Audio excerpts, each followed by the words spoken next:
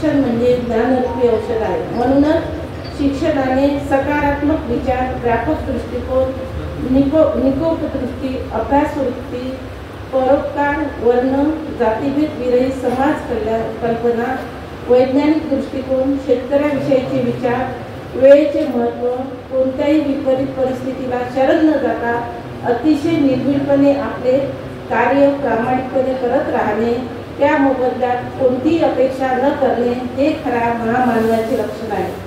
त्यांचे अखंड मी स्वागत करत आहे.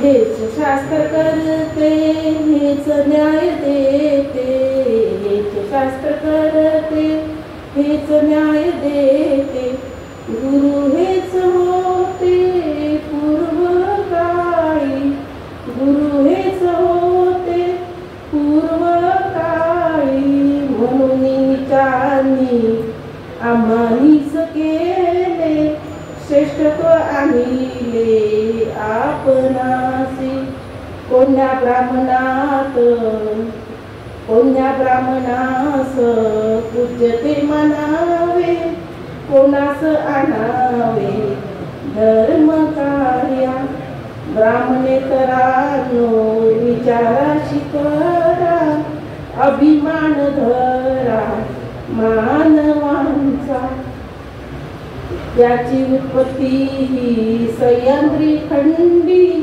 वर्णिले अखंडी, ज्योती म्हणे, आर्याजींचा ब्रह्मा अवैराला, तर फल झाला विंचू जैसा,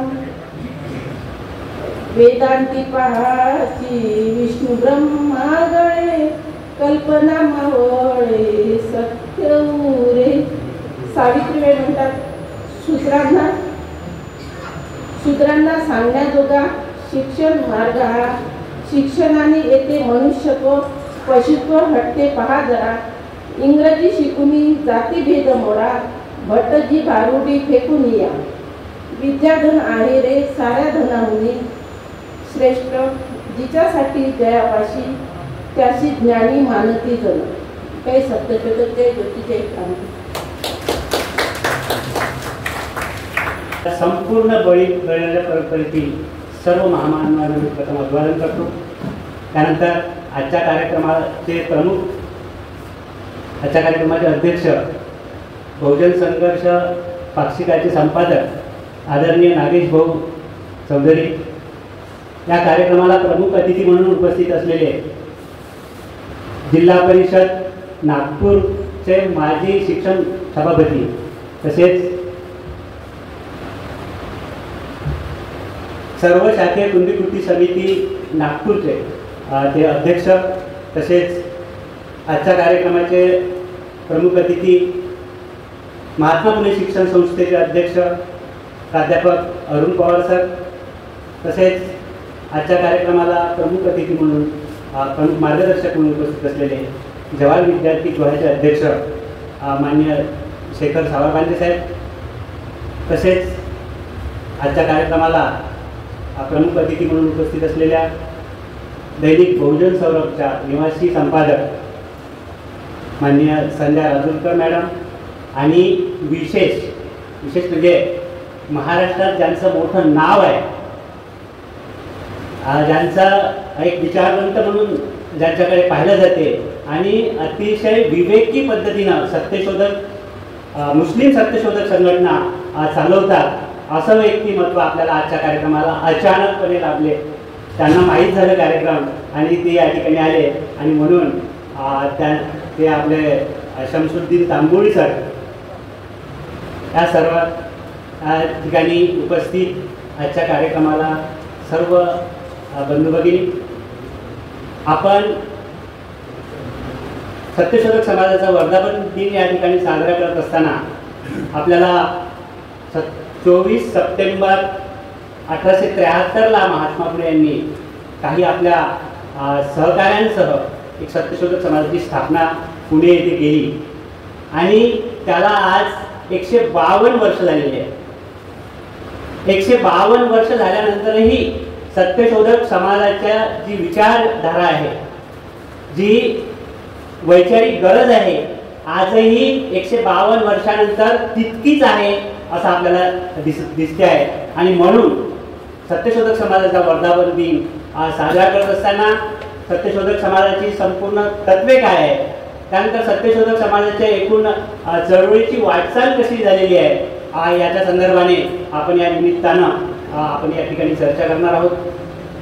मला वाटते 24 सप्टेंबर 1873ला सत्यशोधक समाजाची स्थापना करण्यापूर्वी 3-4 महिन्याआधी त्यांनी एक अतिशय मोलाचा ग्रंथ लिहिला, तो म्हणजे ब्राह्मणी धर्माच्या आडपडद्यात गुलामगिरी.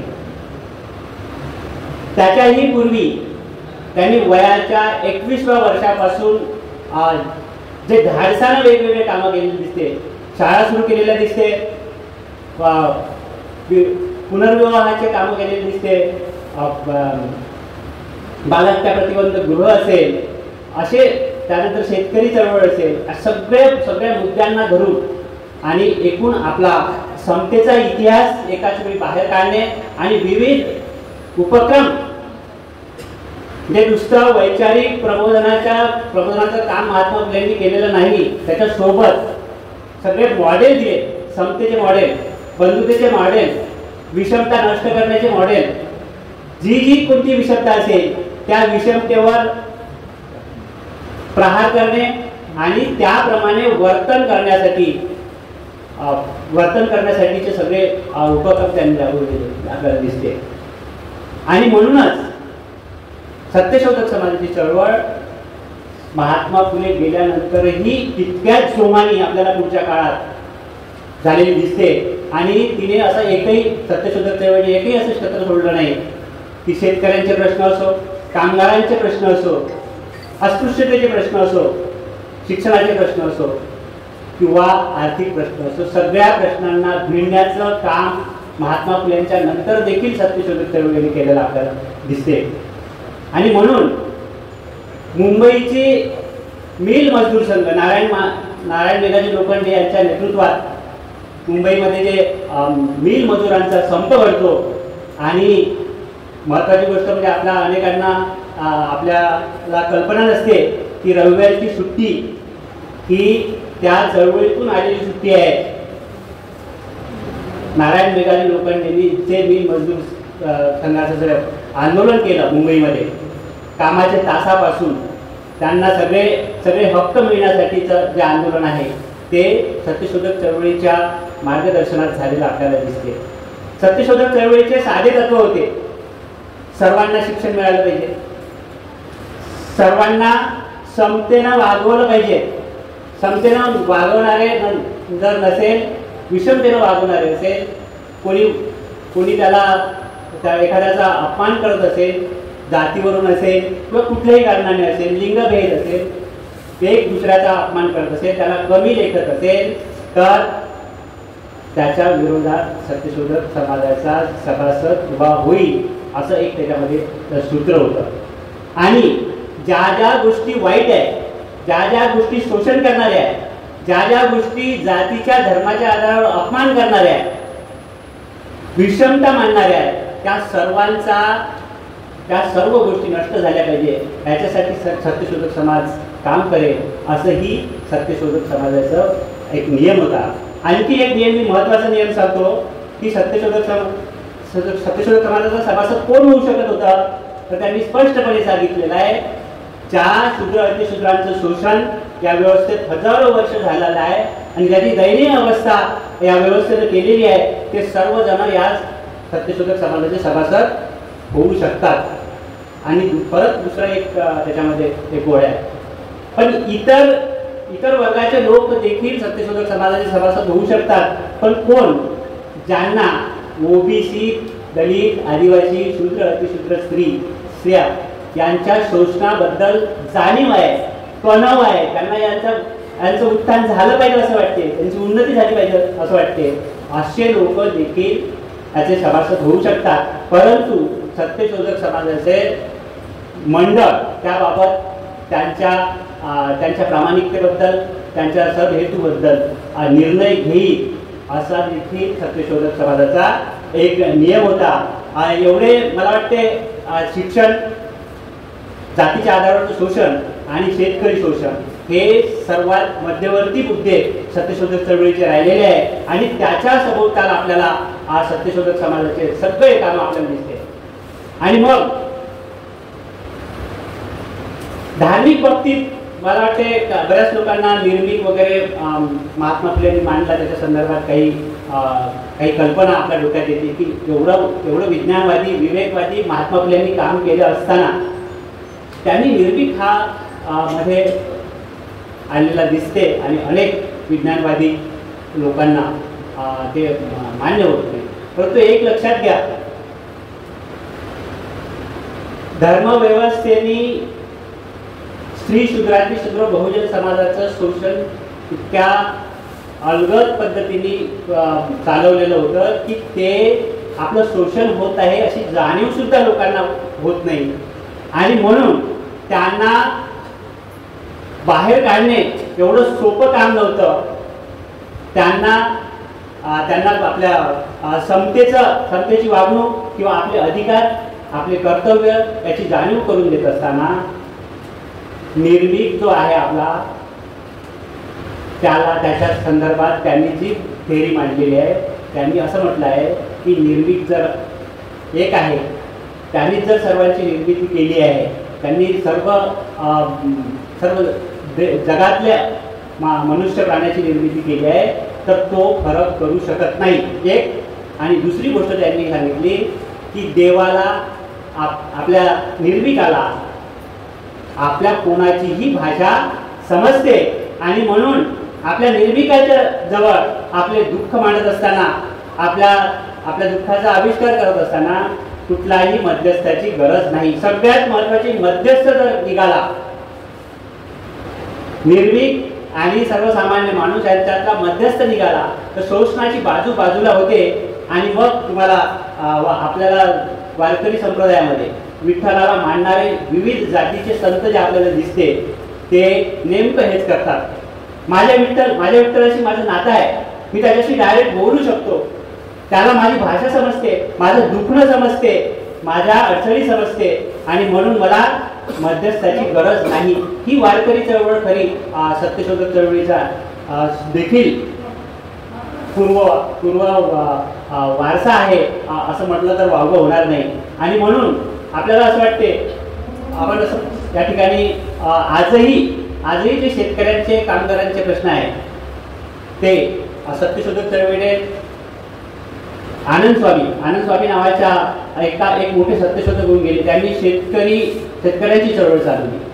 आजही शेतकऱ्यांची चळवळीची जी गरज आपल्याला दिसते, आज आयात कर माफ केला गेला आणि कापसाचा भाव कमी होणार आहे.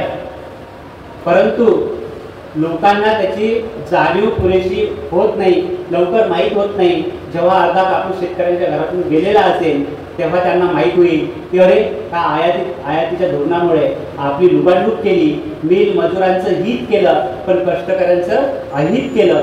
ह्या गोष्टी आपल्याला फार उशिरा समजते. आणि म्हणून महात्मा फुलेंनी शेतकऱ्याच्या असूनमध्ये शेतकऱ्यांच्या एकूण शोषणाची जी मांडणी केली ते शोषणाचे उपाय देखील सांगितले. त्याच्यावर सगळ्यात महत्त्वाचा उपाय जो महात्मा फुलेंनी सांगितला तो शूद्र शेतकरीचे मुलं या शासन प्रशासन व्यवस्थेत त्याच्या लोकसंख्येच्या प्रमाणात असल्याशिवाय शेतकऱ्यांच्या हिताचे निर्णय इथे होऊ शकत नाही. हा तो महत्त्वाचा निर्णय आहे. आणि आजच्या शेतकरी चळवळी, आजच्या शेतकरी संघटना हा महत्त्वाचा मुद्दा सोडून देतात. आणि म्हणून त्याच्याशी संवेदनशीलता असलेले लोक व्यवस्थेत नाही आहे, प्रशासनात नाही आहे, शासनात नाही. आणि म्हणून त्याच्या बाजूचे निर्णय होत नाही. आणि म्हणून आजच्या शेतकरी चळवळीने मला वाटते ही सत्यशोधकी भूमिका घेऊन पुढे गेलं तर खऱ्या अर्थानं आपण न्याय देऊ शकतो.